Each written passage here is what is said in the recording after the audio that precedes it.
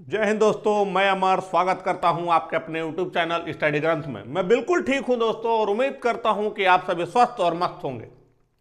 जैसा कि पिछले वीडियो में हमने देखा था रजिया सुल्तान का, और रजिया सुल्तान कैसे गुंडों में फंस जाती है। 1240 में रजिया सुल्तान की हत्या कर दी जाती है कैथल नामक स्थान पर। उसके बाद हमने देखा अलाउद्दीन मसूद शाह को देखा, नसरुद्दीन महमूद को देखा और इस बहराम शाह को भी देखा था। नसरुद्दीन महमूद के बाद अगला शासक बन बैठेगा कौन भैया? बलबन। बलबन नसरुद्दीन महमूद का वजीर था। इसका टाइम पीरियड था 1265 से लेकर 1287 तक। बलबन के बारे में थोड़ा सा पुराना इतिहास उठाएं तो बलबन को क्या हुआ था? बचपन में मंगोलों ने पकड़ लिया था भैया। किसने पकड़ लिया? मंगोलों ने। मंगोलों ने पकड़ लिया और इसी को मंगोलों ने पकड़कर ख्वाजा बरसी को बेच दिया। ख्वाजा जमालुद्दीन बरसी को बेच दिया। मंगोलों ने बचपन में इसको पकड़ के ख्वाजा जमालुद्दीन बरसी को बेच दिया और इसी बरसी से खरीदता है इल्तुतमिश। 1233 में इल्तुतमिश ने इसको खरीदा था। किसको? बलबन को खरीदा था। ग्वालियर विजय के पश्चात खरीदता है और बलबन को अपना व्यक्तिगत सेवक बनाता है, अपना खासदार बनाता है इल्तुतमिश। इस तरीके से दिल्ली सल्तनत में जो इल्तुतमिश राजा था वो बलबन को खरीदता है और अपने यहाँ लाता है, और उसी के समय से इल्तुतमिश के समय से ही दरबार में रहना स्टार्ट कर दिया। अब यहाँ से रजिया सुल्तान के समय भी रहा ये, उसके बाद बहराम शाह के भी समय रहा, अलाउद्दीन मसूद शाह के समय भी रहा भैया, और नसरुद्दीन महमूद के साथ भी रहा। अब देखा जाए कि इल्तुतमिश के बाद, रजिया सुल्तान के बाद यह राजा बनने में, सुल्तान बनने में इसको कोई कठिनाई नहीं होती थी। कोई कठिनाई नहीं हुई थी इसको सुल्तान बनने में, क्योंकि हमने न पिछले वीडियो में नसरुद्दीन महमूद को बताया था कि वो कैसा धार्मिक स्वभाव का व्यक्ति था, राजकाज से कोई मतलब नहीं था। वास्तविक शक्ति किसके हाथों में थी? बलबन की। लेकिन उसके जाने के बाद, उसकी मृत्यु के बाद बलबन जैसे ही सुल्तान बनता है, यह अपनी बहुत कठोर नीतियां अपने दरबारियों के बीच रखता है। अपनी कठोर नीतियां मनवाता है। किनसे? अपने दरबारियों से। यह जैसे ही शासक बनता है, ये गुलाम तो था, मंगोलों ने पकड़कर बेच दिया इल्तुतमिश को, लेकिन यह अपनी पहचान छुपाना चाहता है और यह कभी भी स्वीकार नहीं करता है कि मैं गुलाम हूं। बलबन कहता है कि मैं ईरानी राजवंश था भैया। कौन था? ईरानी राजवंश। पूरा कहानी के माध्यम से देखेंगे, बलबन को भूल नहीं पाएंगे आप। ईरानी राजवंश था।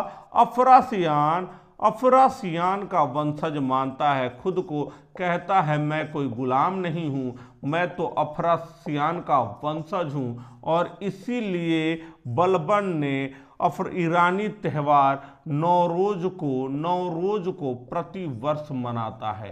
तो नौरोज त्योहार प्रति वर्ष कौन मनाता है? बलबन मनाता है। अफरासियान का वंशज मानता है, कहता है मैं कभी गुलाम नहीं था, ये ऐसा बलबन मानता है। यह जैसे ही शासक बनता है बहुत ही कठोर नीतियां अपनाता है। कहता है कि देखो भैया, इससे पहले जितने नसरुद्दीन महमूद थे, मसूद शाह थे, जितने भी लल्लन टाप थे, अब वो जमाना गया। अब मेरा यानी बलबनवा का शासक आया है। मैं जिस तरीके से कहूंगा उसी तरीके से रहना पड़ेगा। और ये क्या रहता है कि काफी अनुशासित और काफी शांत क्या, क्रोधित स्वभाव का व्यक्ति रहता है। इसके बारे में हम देखेंगे कैसा था। यह जैसे ही राजा बनता है, ये कहता है कि मैं सुल्तान हूं और मैं कोई सामान्य मनुष्य नहीं हूं। मैं एक आम आदमी में और एक सुल्तान में बहुत बड़ा अंतर है, और मैं कोई आम इंसान ना होके मैं तो जिल्ले इलाही हूं। क्या हूं भैया? जिल्ले इलाही। मैं क्या हूं? जिल्ले इलाही हूं। और जिल्ले इलाही का मतलब ईश्वर का प्रतिबिंब, मैं इमेज ऑफ गॉड हूं, ईश्वर का प्रतिबिंब खुद को मानता है। कौन मानता है? बलबन जिल्ले इलाई। और खुद को कहता है नयाबत ए खुदाई। खुद को क्या कहेगा? नयाबत ए खुदाई।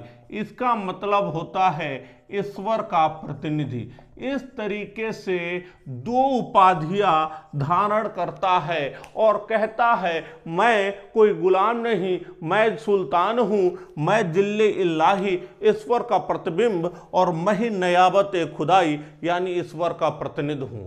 अब क्या करता है? और ये कहता है कि देखिए, जो सुल्तान है उससे नजर मिलाना बहुत बड़ा अपराध है। और इसने राजत्व का सिद्धांत दिया। किसका दिया? राजत्व का सिद्धांत दिया। ईश्वर का प्रतिनिधि मानता है, वही राजत्व का सिद्धांत, यानी ईश्वर के अंदर ईश्वरीय शक्ति विद्यमान है। वो कोई सामान्य मानव नहीं है, वो सामान्य मानव से हटकर है। इस तरीके से बलबन जैसे ही राजा बनता है, ये कहता है कि आज के बाद सुल्तान, ईश्वर का प्रतिबिंब आ गया हूं, नजर नहीं मिलाना है। नजर जिसने मिला दिया, आंखें निकाल ली जाएंगी। काफी कठोर नीतियां अपनाता है। और यहीं पे बलबनवा ने कौन सा क्या अपनाता है भैया? सिजदा और पैबोस। सिजदा और पैबोस लागू करता है। अब ये प्रश्न उठ रहा होगा कि बताओ अमर भाई, इस सिजदा क्या है, पैबोस क्या है?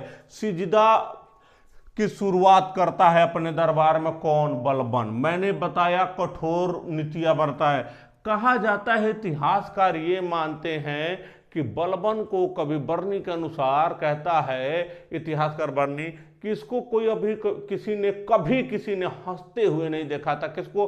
बलबन को। सोच लो कैसा इंसान होगा। एक दो लोग नहीं होते बहुत खड़ूस टाइप के।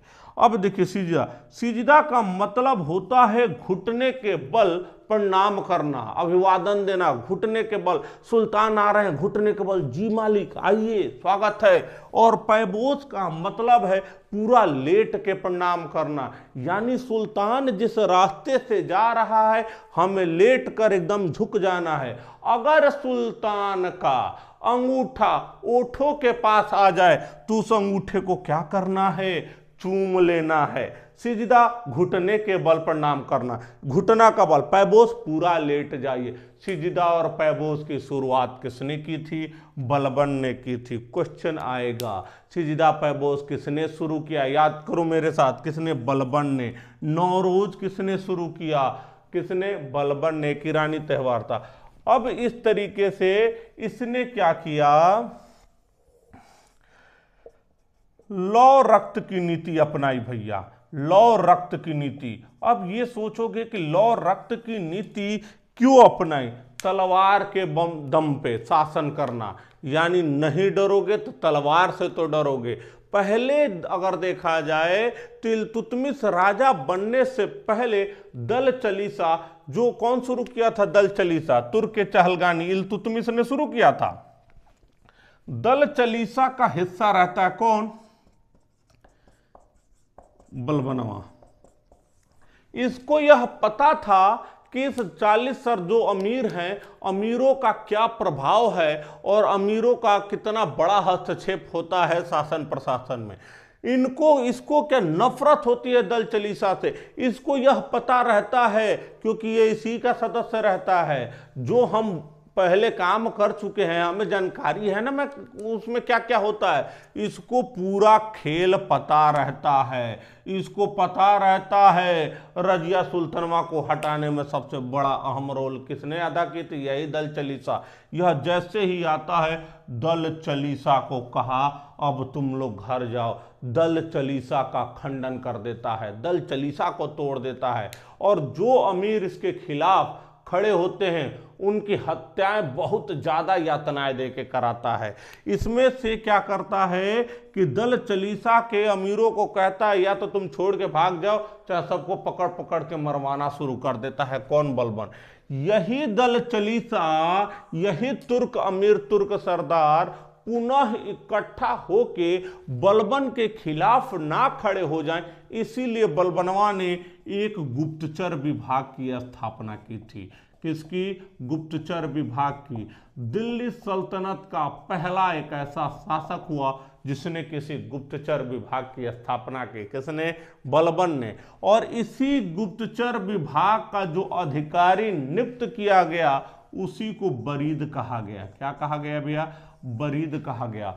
गुप्तचर विभाग का जो अधिकारी नियुक्त किया गया उसे बरीद कहा गया। ठीक है, याद रखना, बरीद किसने? बलबन का बरीद, जो गुप्तचर विभाग का अधिकारी, गुप्तचर विभाग का गठन।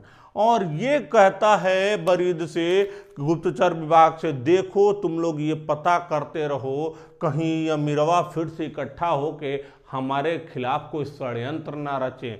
और होता भी ऐसा है, गुप्तचर विभाग सूचना देती है कि देखो मालिक, आपके खिलाफ एक अमीर मतलब क्या षड्यंत्र रच रहा है, और इसी इन्हीं लोग के रिपोर्ट पे पकड़वाता है एक अमीर को और बीच चौराहे पे ले जाता है बलबन और ढोल नगाड़ा बजा के लोगों को इकट्ठा कराता है। लोगों के मध्य उसके सर में लोहे का खूंटा गड़वा देता है। कौन? बलबन।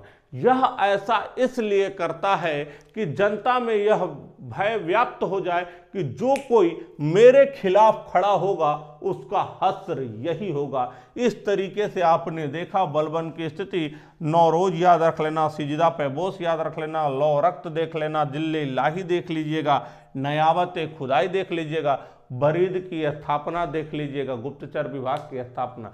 तो ये रहा सब बलबन का इतिहास। इसमें अगर देखेंगे बलबन के बारे में ये कहा जाता है कि ये बरनी एक इतिहासकार हुआ और वो कहता है ये अपने आप को बड़ा उच्च कुल का समझता है। ये क्या करता है कि जितने भी इसके दरबार में निम्न कुल के मुसलमान थे सबको दरबार से हटा दिया था।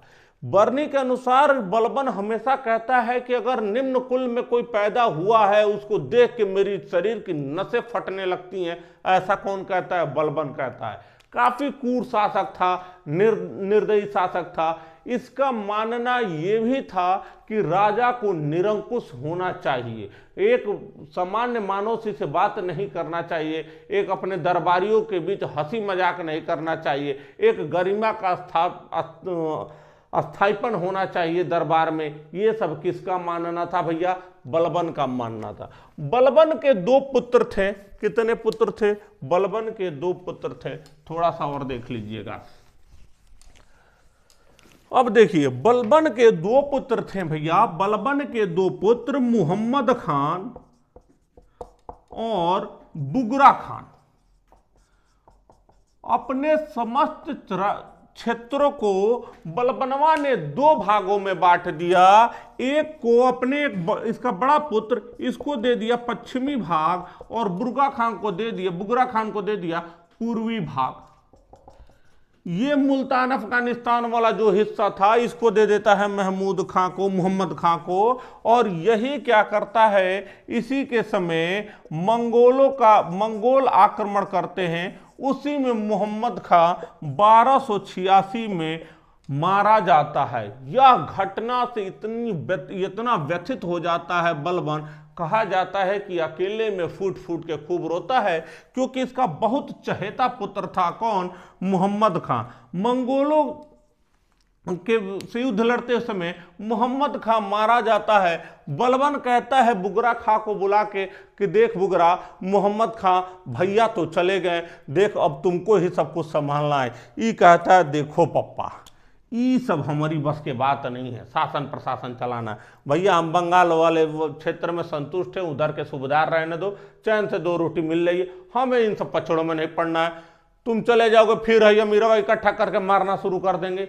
इस तरीके से बुगरा खां मना करता है। तो मोहम्मद खां का जो पुत्र था कै खुसरो, उसको अपनी राजगद्दी देने का मन बनाता है बलबन। लेकिन विरोध के चलते बाद में कौन शासक बन जाता है? बुगरा खां का पुत्र कैकुवाद। पहले मोहम्मद खां का पुत्र कै खुसरो, लेकिन विरोध के नाते कौन बन जाता है? कैकुवाद। कैकुवाद भी वही लल्लन टॉप शासक, अयोग्य शासक शासन प्रशासन को अच्छे से नहीं चला पाता है। उसके बाद इसका अल्पवयस्क पुत्र कैमुअर्स बन जाता है अगला शासक, और इसी का बॉडीगार्ड संरक्षक नियुक्त होता है कौन? जलालुद्दीन फिरोज खिलजी। जलालुद्दीन फिरोज खिलजी, इसका बॉडीगार्ड अंगरक्षक बना दिया जाता है। ये क्या करता है? मौका देखता है, कहता है बहुत बढ़िया मौका है, इनका और इनको दोनों को निपटा देता है कौन? जलालुद्दीन फिरोज खिलजी। और इस तरीके से जलालुद्दीन फिरोज खिलजी जिनसे इन लोग को मार के भारत में क्या करता है? गुलाम वंश का अंत कर देता है और भारत में एक नए वंश की स्थापना कर देता है। दिल्ली सल्तनत में एक नए वंश की स्थापना कर देगा। वही वंश जाना गया खिलजी वंश भैया। कब? कौन? खिलजी वंश। और इसका जो टाइम पीरियड था 1290 से लेके 1320 तक। और इसी खिलजी वंश में हम देखेंगे, क्या देखेंगे? इसी खिलजी वंश में हम देखेंगे जलालुद्दीन खिलजी को, और इसी में अलाउद्दीन खिलजी। और जैसे ही अलाउद्दीन खिलजी, गोरा और बादल, पद्मावती, सब कुछ देखेंगे बहुत ही रोचक तरीके से।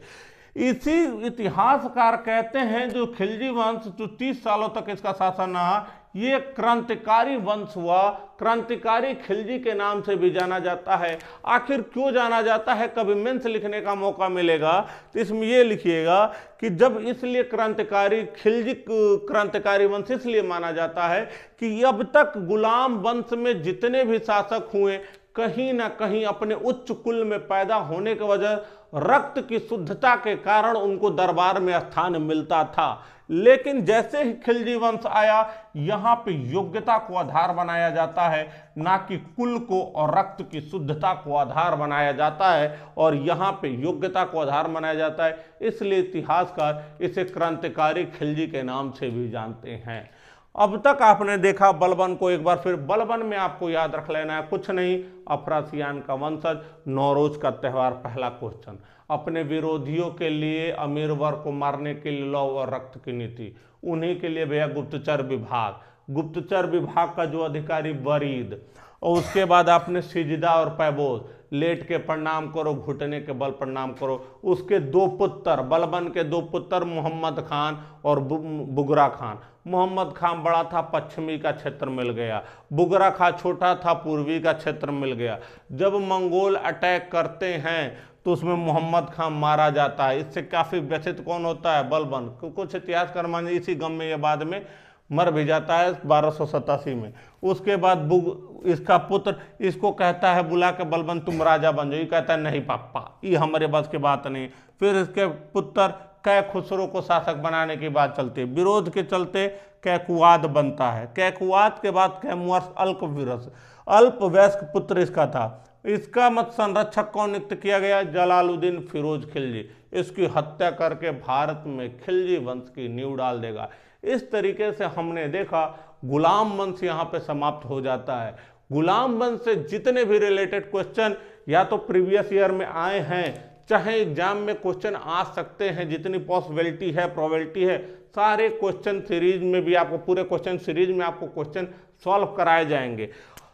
तो यहाँ तक अब आप अगले वीडियो में देखेंगे खिलजी वंश को, और इसमें बहुत ही रोचक तरीके से पढ़ेंगे। अगर आपको गुलाम वंश से संबंधित ऐबक इल्तुतमिश, रजिया सुल्तान, बहराम शाह, अलाउद्दीन मसूद शाह, नसरुद्दीन महमूद, बलबन, बुगरा, मोहम्मद खान, कै खुसरो, कैकुवाद, कैमुअर्स में कोई भी समस्या हो तो कमेंट बॉक्स दोस्तों आपके लिए खुला है।